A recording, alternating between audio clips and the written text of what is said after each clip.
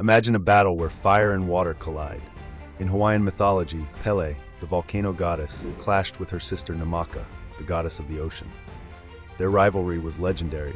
Pele's fiery lava created new land, but Namaka's powerful waves tried to drown it. Each time Pele built an island, Namaka's waters surged to cool and crack the fresh lava.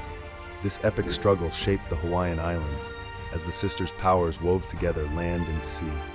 Their myth shows how creation is born from both fury and balance, forever shaping the world's edge.